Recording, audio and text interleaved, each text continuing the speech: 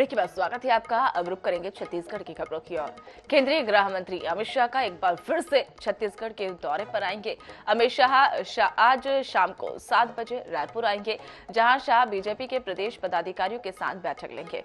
शाम 7 बजे बैठक लेने के बाद अमित शाह बीजेपी के प्रदेश कार्यालय कुशाभाऊ ठाकरे परिसर में रात्रि विश्राम करेंगे। वहीं 2 सितंबर को कांग्रेस सरकार के खिलाफ आरोप पत्र जारी करेंगे। दोपहर 1 बजे प्रदेश कार्यालय में लंच के बाद अमित शाह रायपुर एयरपोर्ट से सरायपाली के लिए रवाना होंगे और उसके बाद सरायपाली में शाह जनजातीय सम्मेलन कार्यक्रम में शिरकत करेंगे और इसके बाद शाम 5:30 बजे रायपुर से दिल्ली के लिए रवाना होंगे।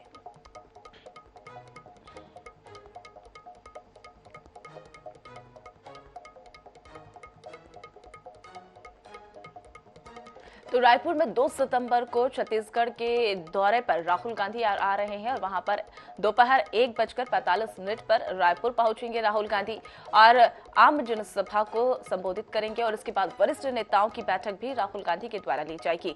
बैठक में मुख्यमंत्री भूपेश बघेल, पीसीसी प्रभारी कुमारी शैलजा रहेंगी मौजूद और इसके बाद बैठक में पीसीसी चीफ दीपक बैज भी रहेंगे और इसी के साथ वरिष्ठ नेताओं के द्वारा भी बैठक में शिरकत की जाएगी। वरिष्ठ नेताओं के साथ चुनावी रणनीति पर मंत्रणा भी राहुल गांधी के द्वारा दी जाने वाली है।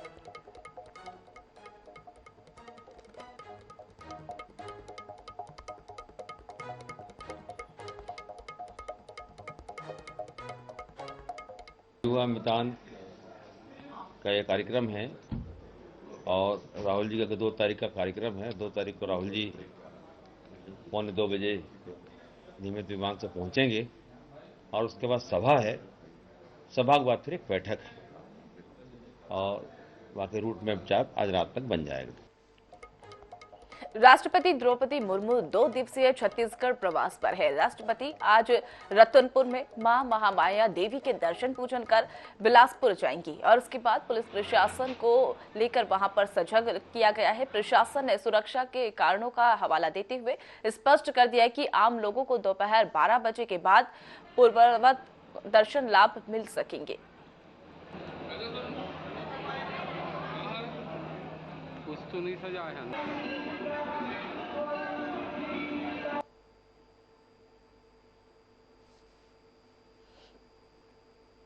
तो पीछे होना।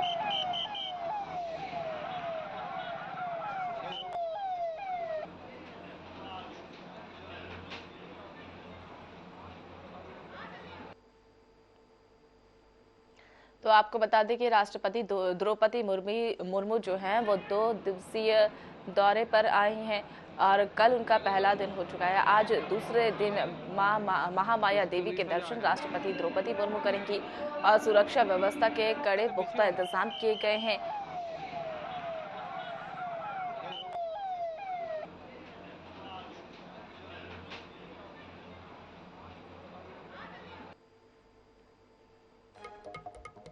बिलासपुर में केंद्रीय गुरु घासीदास विश्वविद्यालय का आज 10वां दीक्षांत समारोह होने जा रहा है और इसमें राष्ट्रपति द्रौपदी मुर्मू शामिल होंगी।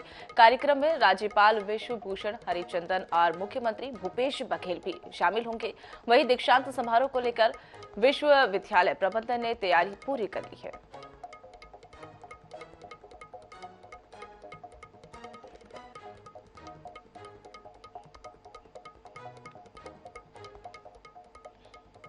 प्रदेश प्रभारी कुमारी शैलजा ने राहुल गांधी के आगमन पर कहा कि बेहद खुशी और उत्साह है। राहुल गांधी की पदयात्रा के बाद देश में नया जोश आया है। वहीं देश में बेरोजगारी बढ़ती चली जा रही है, लेकिन प्रधानमंत्री को इसमें इन्वेस्टर से फुर्सत नहीं मिल रही। युवाओं के साथ प्रधानमंत्री ने छल किया है। गृह मंत्री अमित शाह के दौरे पर बीजेपी के आरोप पत्र को लेकर शैलजा ने कहा कि अमित शाह और बीजेपी तो छत्तीसगढ़ में ईडी के भरोसे है। बीजेपी के शराबबंदी के आरोप पर कहा कि हम चाहते थे शराबबंदी हो, लेकिन यह असंभव है।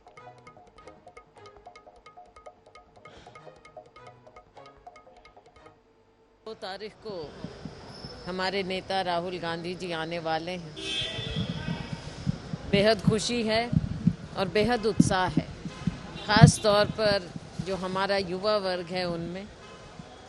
राहुल जी की पद यात्रा के बाद जो देश में एक नया जोश आया है, युवाओं को एक आशा नज़र आ रही है राहुल गांधी में, क्योंकि वो युवाओं की आवाज़ को उठाते हैं। देश में बेरोज़गारी बढ़ती चली जा रही है, लेकिन माननीय प्रधानमंत्री जी को अपने इवेंट से फुर्सत नहीं, युवाओं के भविष्य को अंधकार में डाले हुए हैं।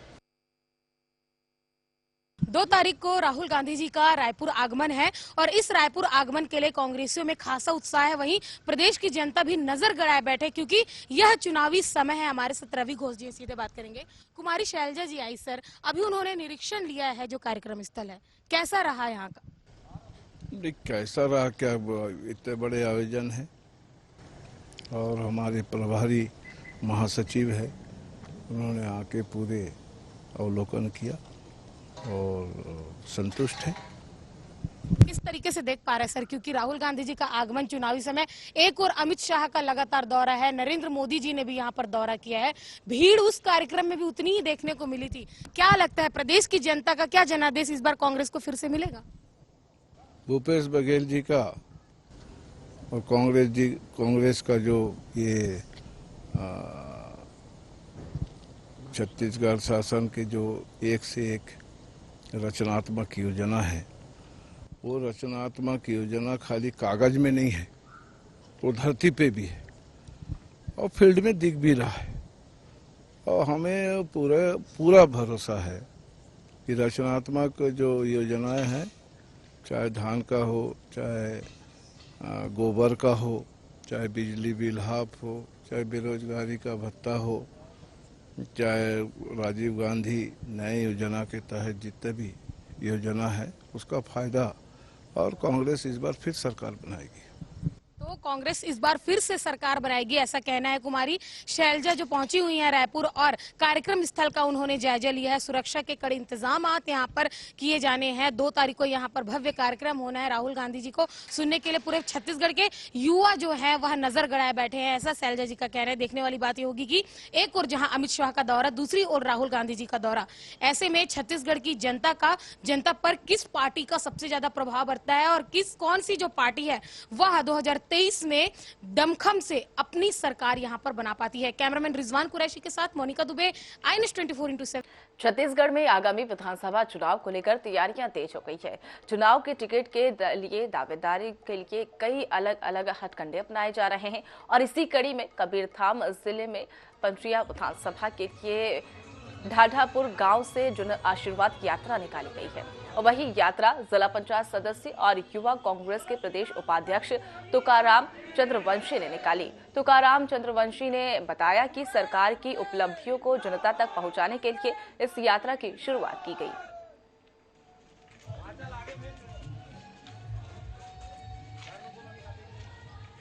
के नजदीक आते ही टिकट के जो दावेदार हैं वो लगातार टिकट की मांग कर रहे हैं और अपने अपने स्तर पर लगातार अलग अलग तरह के कार्यक्रम आयोजन करके पार्टी के पदाधिकारियों का ध्यान आकर्षित करने की कोशिश कर रहे हैं। इस वक्त हम पंडरिया विधानसभा के ठाठापुर में मौजूद हैं और यहाँ पर कांग्रेस नेता तुकाराम चंद्रवंशी का जन आशीर्वाद यात्रा निकली हुई है। आइए हम उनसे बातचीत करते हैं, क्या कुछ इस यात्रा का उद्देश्य है, क्या कुछ संदेश देना चाहते हैं। देखिए, एक तो सर्वप्रथम आपके चैनल के माध्यम से मैं छत्तीसगढ़ के तमाम दर्शकों से अनुरोध करूंगा कि छत्तीसगढ़ की सरकार, माननीय भूपेश बघेल जी की सरकार, विश्व की ऐसी सरकार है जो न केवल किसानों के हित में बल्कि बेरोजगार, शिक्षित बेरोजगार युवाओं के हित में हर वर्ग को, वो उन्होंने कभी नहीं कहा कि ये पिछड़ा वर्ग का है तो मैं इनका काम करूंगा, वो SC का है तो मैं उनका काम नहीं करूंगा, ST का है तो उनका काम नहीं करूंगा। इस प्रकार का दुआ भेदी मतभेद वाला काम जो है माननीय भूपेश बघेल जी के साथ में नहीं है। भूपेश बघेल जी ने हर वर्ग को साथ रख के उनके अधिकार दिलाने के लिए काम किए हैं। ये जो यात्रा है ये सरकार की योजनाओं को लोगों तक पहुंचाने के लिए है, या आप अपनी टिकट की मांग के लिए आप ये कर रहे हैं? देखिए, ये मैं आपको स्पष्ट कर देना चाहता हूँ, ये यात्रा कोई टिकट की दावेदारी के लिए नहीं है। हम चाहते हैं, कांग्रेस का एक एक कार्यकर्ता चाहता है, विधायक कौन बनेगा उससे मतलब नहीं है, मुख्यमंत्री भूपेश बघेल जी बनना चाहिए। छत्तीसगढ़ की कुर्सी में वापस भूपेश बघेल जी की सरकार कैसे बने, कांग्रेस की सरकार कैसे स्थापित हो, इसलिए हम यात्रा करें। हमारी सरकार ने काम इतना किया है, हम जन जन तक पहुंचा रहे हैं, ये कोई टिकट का मांग का काम नहीं है। हम तो अपने सरकार का योजनाएं लोगों तक पहुंचा रहे हैं। तो ये थे तुकाराम चंद्रवंशी, जिला पंचायत सदस्य और कांग्रेस नेता, जो ठाठापुर से जन आशीर्वाद यात्रा जिन्होंने निकाली हुई है और लगातार वो यहाँ पर जो काम काज है वो लोगों तक जन जन तक पहुंचे। बलरामपुर के सामरे से विधायक चिंतामणि महाराज ने एक वीडियो जारी किया है और उसमें विधायक कहते हैं कि टिकट नहीं मिला तो जनता में दिखेगी नाराजगी और टिकट नहीं मिलने पर जनता मतदान का बहिष्कार भी करेगी। बीते दिनों जिले में राजपुर में डिप्टी सीएम ने का भी उनका विरोध किया गया था। भेंट मुलाकात कार्यक्रम में खुले मंच से विरोध किया गया था। वीडियो में चिंतामणि टिकट मिलने पर 200% जीत दर्ज कराने की बात कह रहे हैं। INH न्यूज वीडियो की पुष्टि नहीं करता है।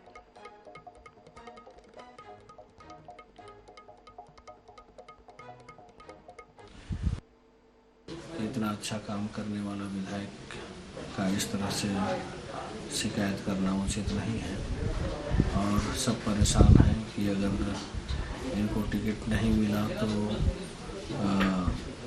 हम चुनाव का बहिष्कार कर रहे हैं। इस तरह का भी विषय आ रहा है तो निश्चित रूप से जनभावनाओं को ध्यान में रखते और टिकट मिलेगा तो निश्चित रूप से मैं 202% गारंटी दे सकता हूं कि हम विजयी होकर के सामरी विधानसभा का जो सीट है वो सरकार बनाने में सहयोग करेंगे। राज्यसभा सांसद रणविजय सिंह जोदेव ने रायपुर पश्चिम सीट से दावेदारी पेश की है और इस सीट से वर्तमान में कांग्रेस के विकास उपाध्याय विधायक है जिन्होंने बीजेपी के राजेश मूणत से शिकस्त दी थी और उसके बाद रणविजय सिंह ने अपनी दावेदारी की पुष्टि करते हुए बताया कि पार्टी टिकट देगी तो बिल्कुल चुनाव लड़ूंगा और इसके पीछे उन्होंने तर्क देते हुए बताया कि मेरा घर भी रायपुर पश्चिम विधानसभा क्षेत्र में है। मेरे रायपुर पश्चिम से लड़ने के लिए न तो केवल रायपुर में बल्कि सरगुजा क्षेत्र में सकारात्मक संदेश जाएगा।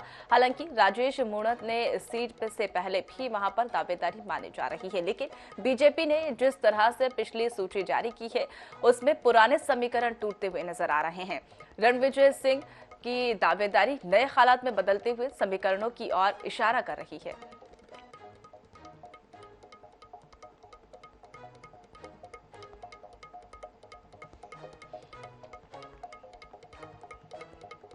छत्तीसगढ़ में बीजेपी और कांग्रेस के बीच यूं तो सीधा मुकाबला है, लेकिन छोटे दल गठबंधन की संभावनाओं से वहां पर टटोले जा रहे हैं और इसी बीच कांग्रेस और आम आदमी पार्टी के बीच गठबंधन की संभावनाओं को कांग्रेस ने पूरी तरीके से खारिज कर दिया है।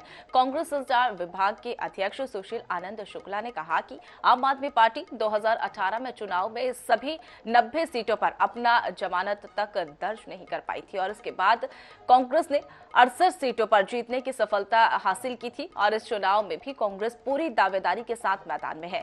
फिलहाल ऐसे में किसी गठबंधन की कोई संभावना नहीं है, न ही आम आदमी पार्टी इस स्थिति में है कि हमसे गठबंधन के बारे में वो बात कर सके। आम आदमी पार्टी पिछले चुनाव में तो अपना 90 के 90 विधानसभा क्षेत्रों में जमानत नहीं बचा पाई थी और कांग्रेस पार्टी यहाँ पे 3/4 बहुमत से सरकार में है। आज की तारीख हमारे 71 विधायक हैं 90 में से। तो यदि इंडिया के स्तर पे पार्टी नेतृत्व के स्तर पे कोई निर्णय होता है तो उसके बारे में कोई भी टिप्पणी करने में सक्षम नहीं हूँ, लेकिन छत्तीसगढ़ में इस प्रकार के गठबंधन की कोई संभावना है तो मुझे नहीं दिखती। जबलपुर कलेक्ट्रेट कार्यालय में आगामी विधानसभा चुनाव को लेकर कलेक्टर विजय दयाराम ने प्रेस कॉन्फ्रेंस आयोजित की और इस दौरान उन्होंने बताया कि बस्तर जिले में 106 मतदान केंद्रों को संवेदनशील कैटेगरी में रखा गया है, जबकि बस्तर जिले की चित्रकूट विधानसभा को सुरक्षा की दृष्टि से सबसे ज्यादा संवेदनशील माना जा रहा है। पिछले चुनाव की तुलना में इस बार तकरीबन 50,000 नए मतदाता पहली बार वोटिंग करेंगे। वहीं निर्वाचन आयोग ने विशेष संक्षिप्त पुनर्निरीक्षण की तारीख को बढ़ाते हुए 11 सितंबर कर दी और इसी के साथ 28 सितंबर तक लोग दावा आपत्ति कर सकते हैं। विधानसभा चुनाव को लेकर जो सेकेंड समर रिवीजन जो चल रही थी उसका अंतिम डेट अगस्त 31 होने का निर्वाचन आयोग के द्वारा ऐलान किया गया था। अभी इसमें संशोधन करते हुए सितंबर 11 तक तिथि को आगे बढ़ा दिया गया है। सितंबर 22 तक जो दावा आपत्ति का एक कवायद था उसको भी अभी आगे बढ़ाते हुए सितंबर 28 तक का किया गया है। रायगढ़ में केंद्र सरकार की जल जीवन योजना काफी धीरे काम कर रही है। आपको बता दें कि इस योजना के तहत 1460 गांव से 3.5 लाख घरों तक वहां पर पानी का कनेक्शन पहुंच रहा है, लेकिन अब तक केवल 44% काम हुआ है और इसमें जल जीवन मिशन में कुल 3,11,122 परिवारों में यहाँ घरेलू नल कनेक्शन दिया जाना है। इसमें अभी तक हमने 46% घरों में कनेक्शन दे चुके हैं। लगभग 1,60,000 कनेक्शन जिले में दिए जा चुके हैं। कुल 130 ग्रामों में 70% घरों में कनेक्शन दिए जा चुके हैं और 2,94,911 घरों के कार्यादेश दिए जा चुके हैं। शेष कार्यादेश भी आगामी 1 महीने में पूर्ण कर लिए जाएंगे। बिलासपुर हाईकोर्ट ने दुर्ग पुलिस अधीक्षक को अवमानना नोटिस उनके द्वारा जारी कर दिया गया है। दरअसल जिला सहकारी बैंक दुर्ग के पूर्व अधीक्षक प्रीतपाल बेलचंदन ने वहां पर संचालकों और उनके खिलाफ दुर्ग सिटी कोतवाली में रिपोर्ट दर्ज करवाई थी और इस एफआईआर के खिलाफ बेलचंदन ने हाईकोर्ट में एक वहां पे पिटीशन दायर की गई थी और इस मामले में सुनवाई करते हुए चीफ जस्टिस और जस्टिस राकेश मोहन पांडे की वहां पर डिवीजन बेंच ने एसपी दुर्ग को इस प्रकरण में 4 हफ्ते के भीतर पुलिस रिपोर्ट पेश करने के लिए निर्देश दिया गया था। वही पिटीशन डिस्पोज ऑफ कर दी गई थी और इसके बाद याचिकाकर्ता की अग्रिम जमानत के लिए लंबित रहते हुए उन्हें पुलिस ने गिरफ्तार कर लिया गया था। वही पूर्व संचालकों को नहीं पकड़ा गया था और इसी के अलावा कोर्ट के आदेश पर कोई रिपोर्ट या फिर चार्जशीट में भी 4 सप्ताह पेश नहीं करने के लिए गई थी और इसके बाद पूर्व अध्यक्ष ने कोर्ट में अवमानना याचिका लगाई और इस पर सुनवाई करते हुए हाईकोर्ट ने दुर्ग एसपी को अवमानना नोटिस जारी कर जवाब मांगा है।